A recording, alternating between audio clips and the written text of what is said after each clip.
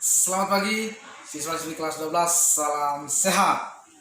Bagaimana kabar kalian? Senang sekali Pak Frans bisa menyapa kalian di pagi hari ini meskipun secara virtual. Pak Guru pastikan pada saat ini kalian sedang di rumah, jaga kesehatan kalian, tetap jaga jarak, dan kalau berpergian jangan sampai lupa menggunakan masker.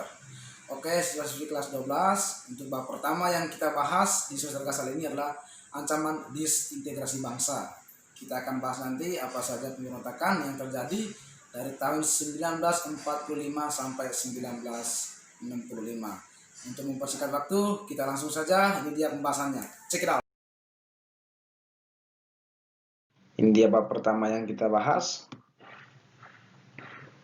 Perjuangan bangsa Indonesia menghadapi ancaman disintegrasi bangsa. Ini dia tujuan pembelajaran kita di pertemuan pertama, menjelaskan pengertian disintegrasi. Yang kedua, kita akan bahas nanti ancaman disintegrasi pada tahun 1945 sampai 1965. Kita langsung saja.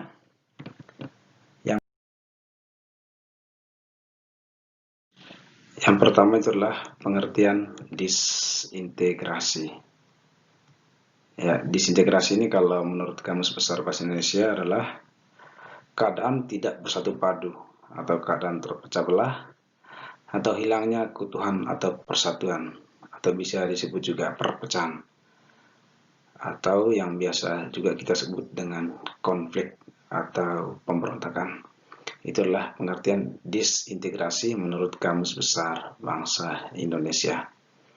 Kita lanjut, ini menurut beberapa para ahli, salah satunya adalah Sukanto. Disintegrasi adalah mengibaratkan adanya suatu bagian dalam negara yang tidak berfungsi sebagaimana mestinya atau tidak bersatu padu. Itu dia pengertian dari disintegrasi menurut KBBI dan juga menurut Sukanto. Kita langsung saja. Perhatikan baik slide-nya.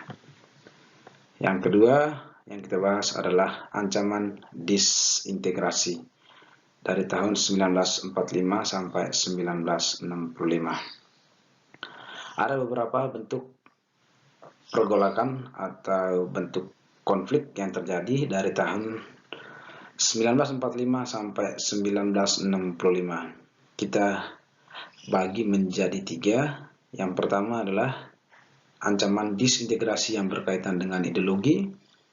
Yang kedua, disintegrasi yang berkaitan dengan kepentingan. Yang ketiga adalah disintegrasi yang berkaitan dengan sistem pemerintahan.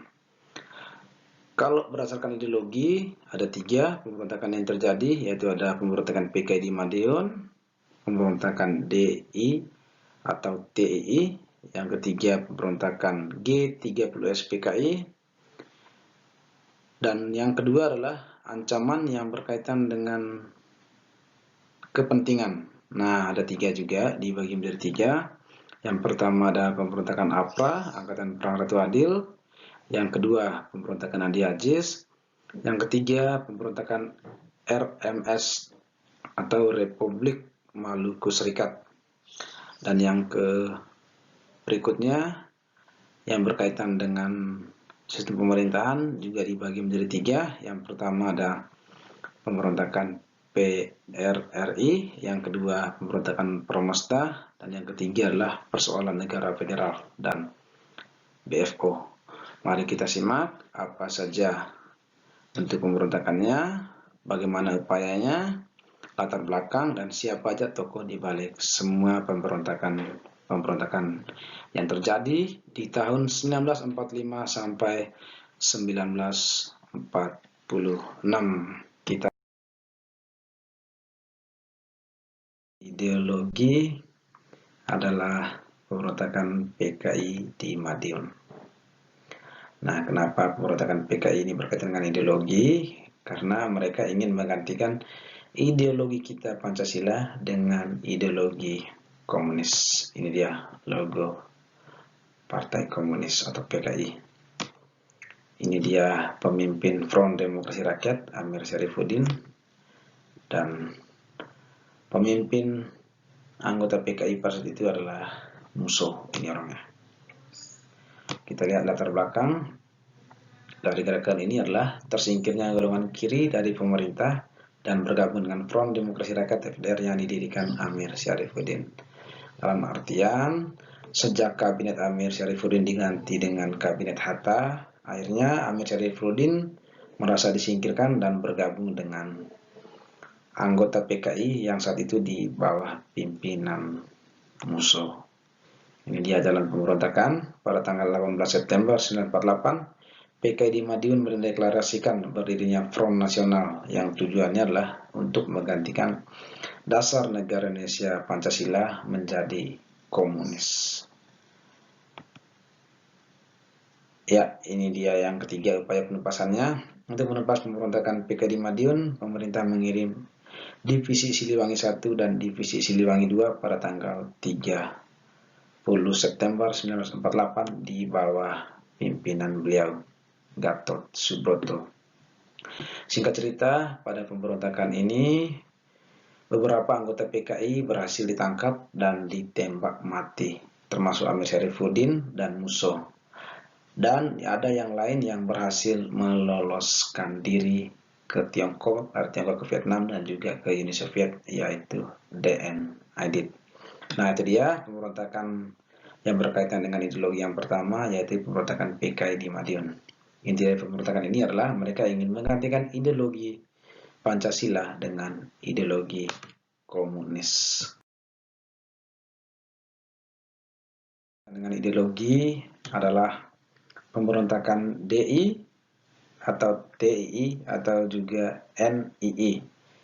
DI itu Darul Islam, TI itu Tentara Islam Indonesia, dan NII itu adalah Negara Islam Indonesia. Ini juga salah satu pemberontakan yang berkaitan dengan ideologi yang mereka ingin menggantikan ideologi bangsa Indonesia dari Pancasila menjadi negara Islam Indonesia. Ini dia pemimpin daripada gerakan ini, Kartosuwiryo. Ini latar belakangnya. Pemberontakan ini latar belakangnya oleh penolakan Sekar Majid Marijan Kartosuwiryo terhadap hasil keputusan Renville yang saat itu sangat merugikan bangsa Indonesia.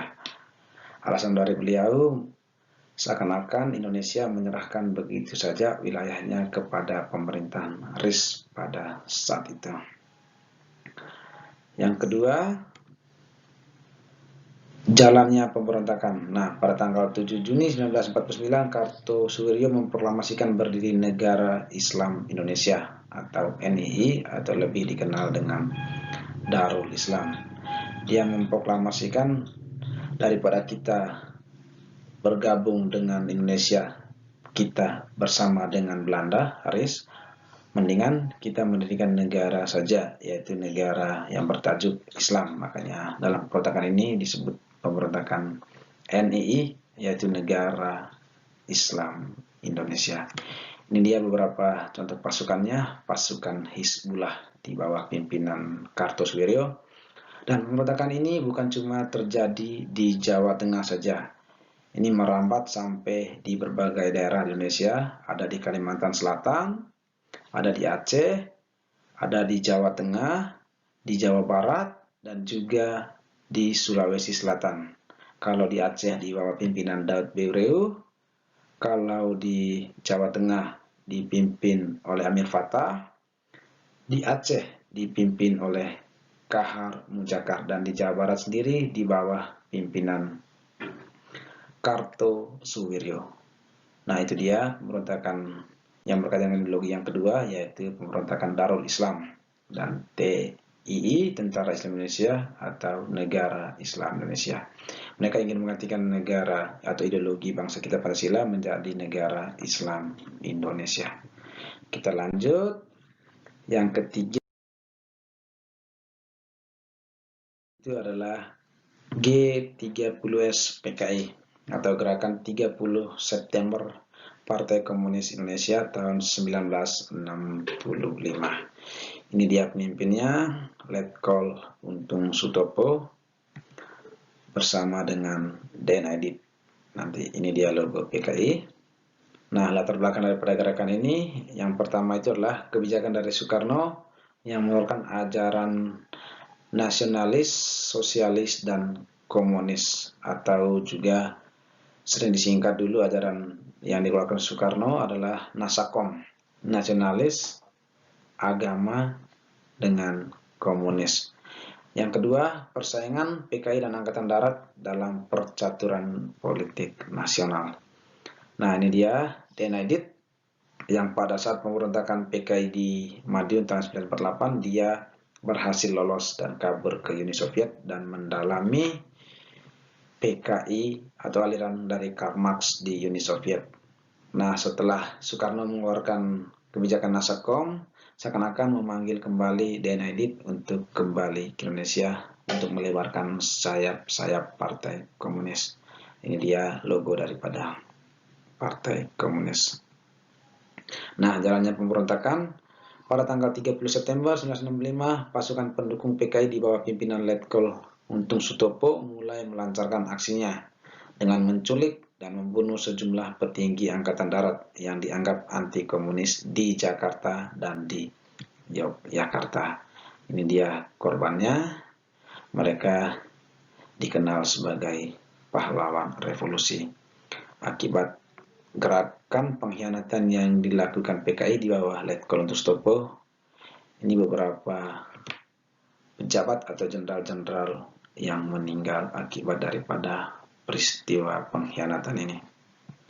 Upaya penumpasan, pemerintah melakukan operasi militer untuk menumpas pemberontakan PKI. Operasi tersebut di bawah pimpinan Jenderal Soeharto pada saat itu. Singkat cerita, daripada pemberontakan ini, kedua pemimpinnya ini, baik Dan Aidit maupun Letkol Untung Sutopo, ditembak mati. Dan seluruh anggota PKI di Indonesia atas perintah dari Presiden Soekarno pada saat itu harus dimusnah dan semua keturunannya harus dibunuh secara bersamaan pada tahun 1965. Itu dia ketiga pemberontakan disintegrasi yang berkaitan dengan ideologi. Kita lanjut yang kedua. Yang berkaitan dengan kepentingan ada tiga. Yang pertama itu adalah pemberontakan APRA atau Angkatan Perang Ratu Adil. Latar belakang daripada pemberontakan ini adalah didasari oleh kepercayaan masyarakat tentang adanya seorang Ratu Adil, yaitu pada ramalan Jayabaya. Yang kedua, ketidakpuasan beberapa pejuang terhadap pembentukan Angkatan Perang Republik Indonesia Serikat, yaitu APRIS. Ini dia bentuk pemberontakan yang terjadi di daerah Jawa Barat, tepatnya di Bandung saat itu. Dan di bawah pimpinan ini orangnya, ya, Paul Raymond Westerling. Nah, menurut latar belakang ini, pada saat itu rakyat Indonesia terbuai oleh ramalan Jayabaya yang mengiming-imingkan akan datang seorang ratu yang sangat adil dan berpihak kepada rakyat Indonesia yang saat itu sedang mengalami penderitaan. Ternyata bohong. Yang kedua, jalannya pemberontakan. Pada tanggal 23 Januari 1950 dan sekitar 800 pasukan APRA bersenjata berat memasuki kota Bandung dan melakukan pembantaian terhadap setiap tentara APRIS. Upaya penumpasan daripada gerakan ini, untuk mengatasi pemberontakan APRA, pemerintah mengirim pasukan ke Bandung dan melakukan perundingan dengan Kapten Westerling agar Kapten Westerling beserta pasukannya meninggalkan Bandung. Singkat cerita, pada pemberontakan ini Kapten Paul Raymond Westerling berhasil ditangkap. Itu dia pemberontakan atau konflik yang berkaitan dengan kepentingan yang pertama.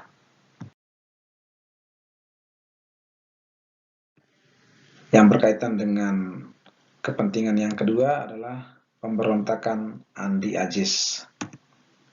Ini dia latar belakangnya, yaitu penolakan pasukan Kenil terhadap kedatangan TNI di Sulawesi Selatan. Kenil ini adalah serdadunya Belanda atau tentara-tentaranya sekutu pada saat itu.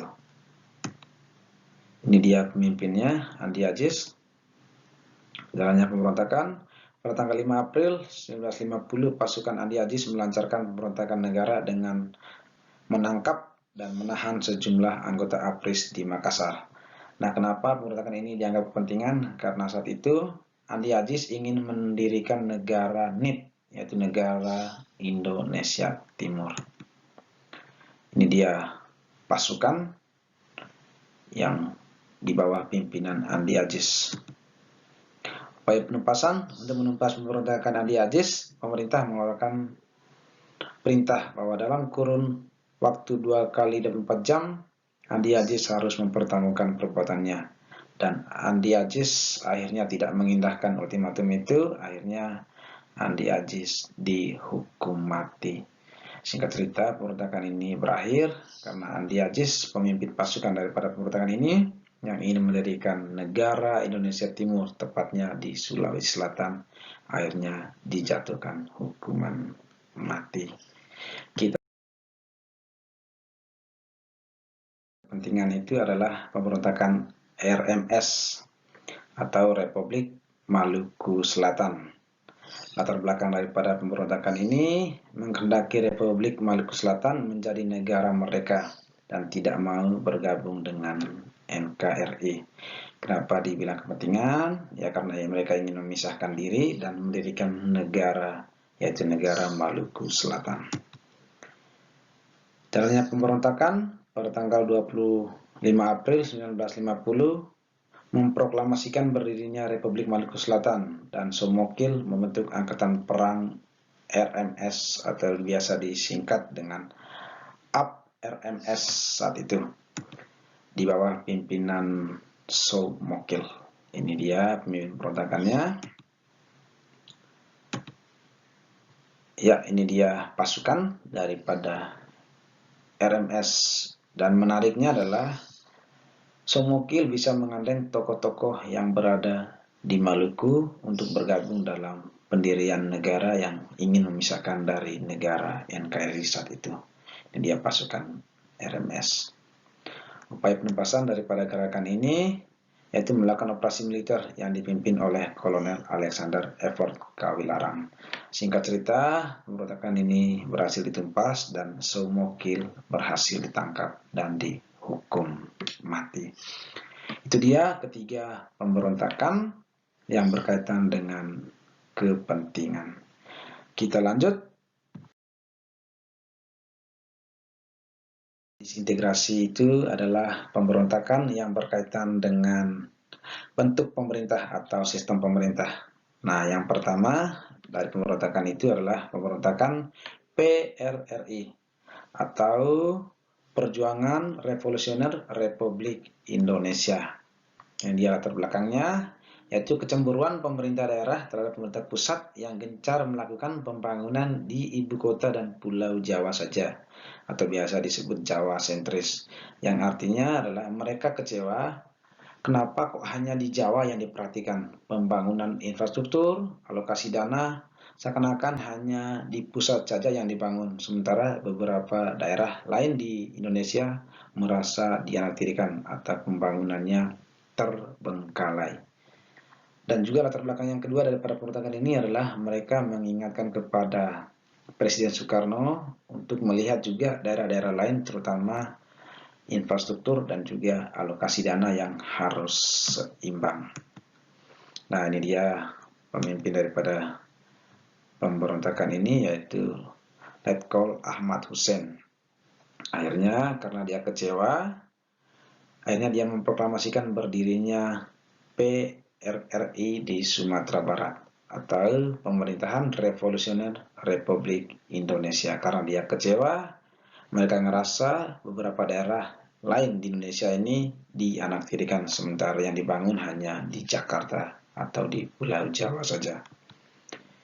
Ini dia pasukan di bawah pimpinan Ahmad Hussein yang mendeklarasikan PRRI di Sumatera Barat. Upaya penumpasan daripada gerakan ini adalah Kepala Staf Angkatan Darat bersama pemerintah melakukan operasi militer yang dibagi menjadi operasi tegas, operasi 17 Agustus, operasi Sabta Marga, Operasi Sadar, dan juga Operasi Merdeka. Singkat cerita, pada pemberontakan ini berhasil ditumpas dan Ahmad Hussein dia menyerahkan diri dan dihukum mati pada saat itu. Itu dia pemberontakan yang pertama yang berkaitan dengan bentuk negara atau sistem pemerintahan. Kita lanjut pemberontakan yang kedua yang berkaitan dengan sistem pemerintahan atau bentuk pemerintahan. Ini sistem pemerintah atau bentuk pemerintah itu adalah permesta, yaitu perjuangan rakyat semesta. Latar belakang daripada pemberontakan ini tidak jauh beda dengan PRRI, yaitu para politisi dan perwira militer menginginkan adanya perhatian pemerintah pusat terhadap pemerintah daerah, dan juga pembagian hasil antara pusat dan daerah secara adil kepada pemerintah pusat. Artinya adalah pemerintah pusat dia harus bertanggung jawab dengan berbagai daerah yang ada di daerah-daerah lain di Indonesia. Jangan sampai pemerintah pusat hanya membangun di pusat saja, yaitu di Pulau Jawa. Inilah yang melatar belakang daripada pemberontakan ini. Mereka seakan-akan dianaktirikan dan tidak diperhatikan, baik dari segi infrastruktur maupun pembagian alokasi dana dalam pembangunan daerah. Ini dia pemimpinannya, Letkol Vente Sumual. Jalannya pemberontakan pada 2 Maret 1957, Letkol Vente Sumual memproklamasikan Piagam Perjuangan Rakyat Semesta atau Permesta dan mulai melakukan pemberontakan. Upaya penumpasan daripada pemberontakan ini, pemerintah melancarkan operasi gabungan. Operasi tersebut terdiri dari Operasi Merdeka dan juga Operasi Sabta Marga 1. Singkat cerita, pada pemberontakan ini juga Vente Sumual berhasil ditangkap dan dihukum. Itu dia pemberontakan bentuk pemerintah yang kedua, yaitu pemberontakan permesta atau perjuangan rakyat semesta. Kita lanjut yang ketiga. Pergolakan yang berkaitan dengan bentuk pemerintah atau sistem pemerintah adalah persoalan negara federal, federasi atau serikat, dan BFO. Ini dia latar belakangnya. Latar belakangnya adalah setelah kemerdekaan Indonesia, Belanda masih memiliki ambisi menguasai kembali wilayah Indonesia di bawah pimpinan Van Mock. Nah, inti daripada pemberontakan ini yang melatar belakangnya adalah orang Belanda yang tidak ingin melepaskan dan masih ingin menanamkan pengaruhnya di Indonesia dengan cara mempertahankan bentuk negara, yaitu negara federal atau federasi atau serikat, dan juga membentuk pemerintahan sementara yang bernama BFO atau Beachcombs for Federal Overlap. Ini pemimpinnya yaitu Gubernur Jenderal Hubertus Johannes Van Mock.